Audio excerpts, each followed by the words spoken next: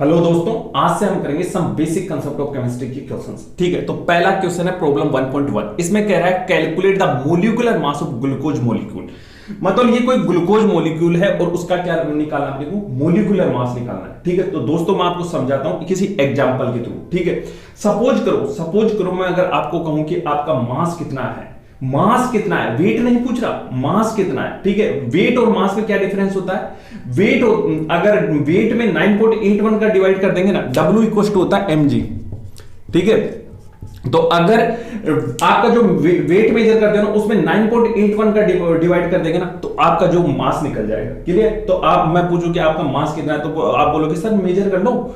जैसे सपोज करो आपका कितना निकल गया, 5 kg मास निकल गया। ठीक है, अगर मैं कहूं कि आपकी फैमिली का मास कितना है, टोटल मास कितना है, तो आप बोलोगे सर हमारी फैमिली में पापा है, मम्मी है, सिस्टर है और मैं हूं। ठीक है, और इन सबका मेजर करके ऐड कर दो। जैसे सपोज करो आपके पापा का मास 12 kg है, आपकी मम्मी का मास 8 kg है और आपका मास 5 kg है और आपकी सिस्टर का मास 3 kg है। तो इनको सबको ऐड करोगे, ऐड कर दो। ठीक है, तो ये आपका फैमिली का मास निकल गया। ठीक है, अगर मैं आपको पूछूं कि कार्बन एटम का मास कितना है तो आप बोलोगे सर इसको मेजर कर लो। जैसे तो हमने कार्बन के एटम का अगर मास को मेजर किया तो ये निकल रहा क्या आ रहा है 12.011 इंटू 1.66 इंटू 10⁻27 kg। ठीक है, अगर मैं आपसे कहूं कि हाइड्रोजन का मास कितना है तो आप कहोगे सर मेजर कर लो, ये निकल के आ गया, और ऑक्सीजन का ये निकल के आ गया। ठीक है, अगर मैं आपसे कहूं कि ग्लूकोज मॉलिक्यूल का मास कितना है, ग्लूकोज मॉलिक्यूल का मास कितना है, मॉलिक्यूलर मास कितना है,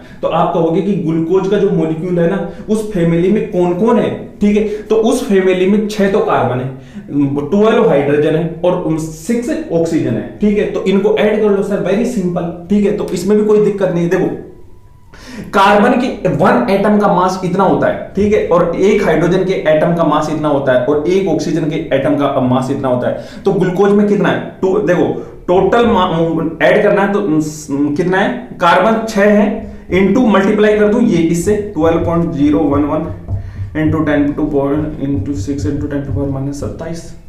समझ में आ गया? ठीक है, प्लस ठीक है, अब हाइड्रोजन कितना है 12। ठीक है, तो 12 इंटू कितना आ रहा है 1.008 इंटू 1.66 इंटू 10⁻27। ठीक है, प्लस ऑक्सीजन कितना है 6, तो 6 इंटू 1600 इंटू 1.66 इंटू 10⁻27 kg।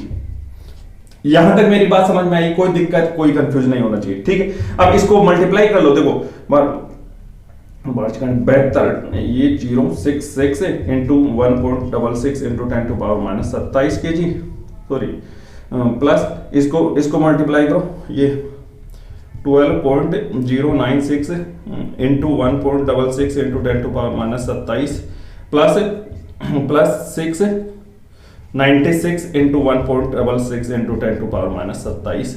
ठीक है, तो ये अगर इसको ऐड करोगे तो ये आ जाएगा आपके पास में 182 इंटू 1.66 इंटू 10⁻27 kg। क्लियर हो गया? ठीक है, ये क्या आ गया, मोलिकुलर मास ऑफ ग्लूकोज आ गया। ठीक है, तो दोस्तों इसमें एक बात और याद रखना, जो ये 1.66 इंटू 10⁻27 kg है ना, इसको हम U भी लिख सकते हैं। ठीक है, तो 180.8162 U, ये इसका क्या निकल गया, मोलिकुलर मास निकल गया। समझ में आया? ठीक है दोस्तों, मैंने यहां इसलिए इसको मल्टीप्लाई किया, मैं डायरेक्टली ये U भी लिख सकता था। ठीक है, लेकिन आपको कंफ्यूजन रहता है कि ये U कैसे है, तो केजी में बता दिया मैंने कि मास केजी मतलब इतना केजी, इतना केजी, इतना केजी। समझ में आया? ये क्या है कि वेरी स्मॉल यूनिट है, मतलब ठीक है, इसीलिए अपन क्या करते हैं, जो ये वाली क्वांटिटी है ना उसको U लिखते हैं। समझ में आया?